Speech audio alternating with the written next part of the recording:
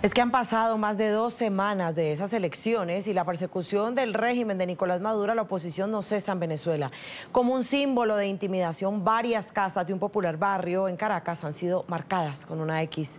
Se le atribuye esta práctica a los colectivos chavistas armados. El miedo y la incertidumbre rondan entre los ciudadanos. Las casas con una X. La mayoría de casas del barrio 23 de enero de Caracas fueron marcadas con una X de color negro. En ese sector reposan los restos de Hugo Chávez y durante más de 20 años fue bastión oficialista. Sus residentes con miedo y zozobra aseguran que es una práctica utilizada por grupos armados simpatizantes del chavismo para intimidar a quienes tocaron cacerolas y protestaron contra el régimen. Pero en el barrio hay casas en las que sus habitantes no ejercieron el voto ni tocaron cacerolas, igual fueron marcadas. La discriminación política y además las acciones que conllevan y que conducen a este camino, más allá del tema del nacionalismo, también nos conduce a la posibilidad de caracterizar a este tipo de acciones como unas acciones fascistas. La escena vuelve a cobrar vida después de 5 años, cuando el régimen de Maduro empezó a marcar las casas de líderes comunitarios de la oposición con color rojo en el estado de Táchira. Tamara Suju, abogada venezolana y defensora de derechos humanos, denunció ante la Corte Penal Internacional la práctica de amenaza y amedrentamiento de vandalizar y marcar las casas en Caracas. La directora ejecutiva del Instituto CASLA, organización que monitorea el estado de la democracia en Latinoamérica, dijo que es un patrón de represión del régimen al mejor estilo nazi. Es un patrón que hemos observado sobre la represión, sobre cómo se está ejerciendo la represión, marcando la casa de los opositores, de los disidentes, de aquellos que salen a manifestar, de alguna manera al mejor estilo nazi, ¿no? Marcando aquellas casas, diciéndole a ellos, sabemos dónde estás, sabemos quién eres y sabemos dónde vives, ¿no?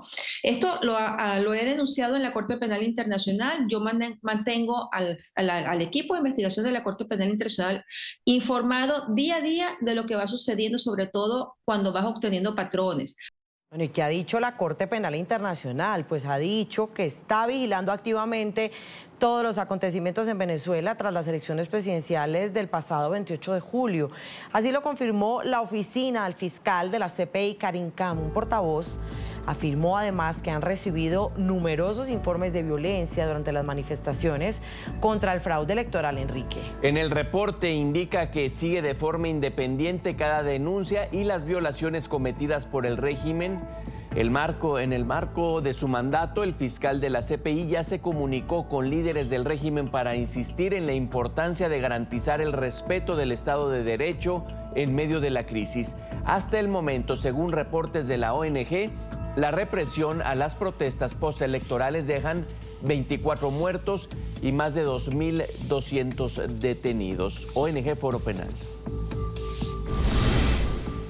Recibimos múltiples informes de casos de violencia y otras acusaciones. Estamos evaluando de forma independiente todos estos informes y otra información disponible dentro del alcance de su mandato y jurisdicción. Antonio Canova, abogado experto en Derecho Constitucional, profesor de Derechos Humanos, bienvenido al programa La Mañana de NTN 24. Es un gusto estar aquí, Enrique, Carla. Gracias por lo que hacen. Gracias a usted. Pues ya es una década que la CPI está atenta a estas denuncias, comenzando desde crímenes de lesa humanidad y ahora con las represiones postelectorales, pero no hay veredictos. No hay veredicto, pero es muy posible que comiencen ya formalmente unas investigaciones directamente por la oficina de la Fiscalía, porque lo que está ocurriendo ahora, bueno, ya ustedes lo han contado, es algo realmente dramático, lamentable, aterrador, y obviamente es una actuación imputable al gobierno de Venezuela con violaciones generalizadas que siguen patrones, por lo que es sistemático, y entra dentro de los supuestos de los delitos de lesa humanidad. Con lo que, si bien ahora, o por ahora, hasta este momento, la oficina de la Fiscalía ha llevado adelante, teniendo esta actuación y llevando adelante acciones para que el mismo gobierno o Estado venezolano investigue las denuncias varias que hay sobre la comisión de estos delitos. Bueno, están tomando datos, están viendo que se repiten, está quedando demostrada que el Poder Judicial venezolano no está en la disposición de hacer y llevar adelante las investigaciones y mucho menos imponer las sanciones, con lo que esta situación, ya lo dijo el fiscal Karim Khan, pueda meritar futuras investigaciones, acciones, incluso un caso formal en la Fiscalía contra los culpables.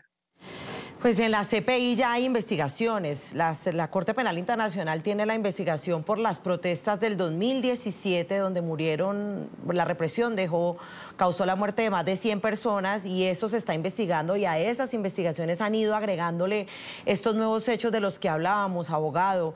Es decir, de menores detenidos, acusados e incluso condenados, van a ser condenados, como ha pasado en otras dictaduras como en Cuba, de terrorismo, personas en situación de discapacidad detenidas con problemas de audición, con temas de autismo. Es decir, es que es demasiado grave. Ya veíamos también lo de las casas marcadas con una X, con unas estigmatizaciones a los opositores.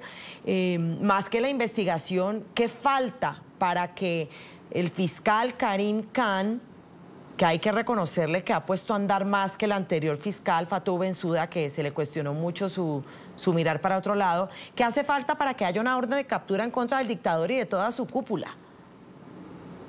Bueno, eso tendrías que preguntárselo justamente a él o a alguien de la oficina de la Fiscalía de la Corte Penal Internacional. Sin embargo, obviamente que estos hechos que no son aislados, sino que son generalizados, que no son tampoco casuales, fortuitos, sino que responden a un plan, son sistemáticos, y que son tan graves que encuadran en estos delitos, que son los 4 delitos que están investigándose, como es el encarcelamiento, desapariciones forzosas, como es la persecución.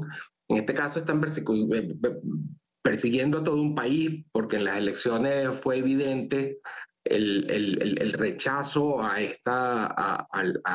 Nicolás Maduro y a esta situación que viven los venezolanos. Todo el caso de las torturas, desapariciones forzosas, con lo que yo diría que no es una buena decisión del gobierno y de las personas que están ahí seguir persiguiendo de esta manera a la población venezolana, que lo que quiere es paz, libertad, que lo expresó en unas elecciones a las que fueron con las reglas y en las condiciones totalmente desventajosas que estableció el mismo sistema, el mismo régimen, el mismo gobierno y el CNE, con lo que estos hechos podrían dar lugar a que se constituya un caso formalmente y que la Fiscalía comience a investigar ya directamente y asuma ella, y no dejarle a los tribunales venezolanos el conocimiento, la investigación, seguir con este asunto. Quizás sugiera ello esta frase que dan en la declaración CPI, dice vigilando activamente. Activamente a lo mejor ya quiere decir que no solo como observadores y sacando los datos, etcétera. Antonio, es un agravante que los agredidos, como decía Carla, son menores de edad, activistas, periodistas. Claro, es un agravante, y en especial si uno no solamente ve cada caso particular, que ya es gravísimo y destroza el corazón, sino el hecho de que sean patrones. Eso está ocurriendo en todos los estados del país, está ocurriendo en todos los municipios, está ocurriendo de una manera sistematizada, son patrones, general, sistematizado y muy grave. En este caso, como tú dices, que sean jóvenes que estaban protestando, es que uno lo ve, Enrique, Carla, uno ve las fotos de los jóvenes, son jóvenes que llevan una vida normal. ¿Cómo van a ser terroristas? ¿Cómo van a ser incitadores del odio? Son ciudadanos que fueron a votar en unas elecciones y que están protestando frente a lo que fue un fraude descarado. O sea, no son terroristas. Un terrorista es algo diferente a estos pobres muchachos que han sido detenidos y que están, bueno, pasando por toda esta, por toda esta desgracia, y sus familiares, sus mamás. Realmente es algo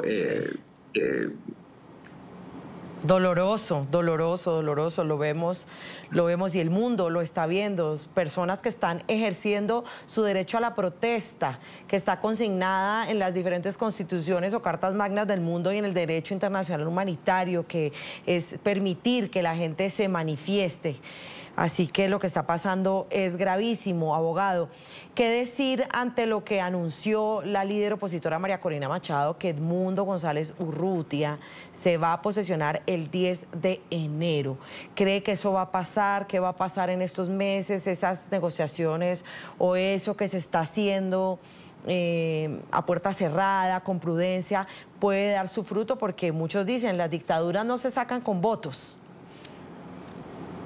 Carla, yo no sé qué va a ocurrir. Lo que sí puedo decirte es que está la determinación, lo hemos visto, de una sociedad a ser libre, que hay una dirigencia que ha sido consecuente, que ha sido muy clara, transparente, que está utilizando la verdad frente a la mentira más grande, está siempre saliendo con la verdad, y que hay una comunidad internacional que está también alarmada, sorprendida frente a todo esto, y que, esperemos que el mundo no esté tan mal y que realmente se haga justicia, se ponga orden y prevalezcan, bueno, los valores democráticos, los derechos humanos, los principios de libertad y de convivencia pacífica, que es lo que en definitiva estamos queriendo. Yo soy optimista.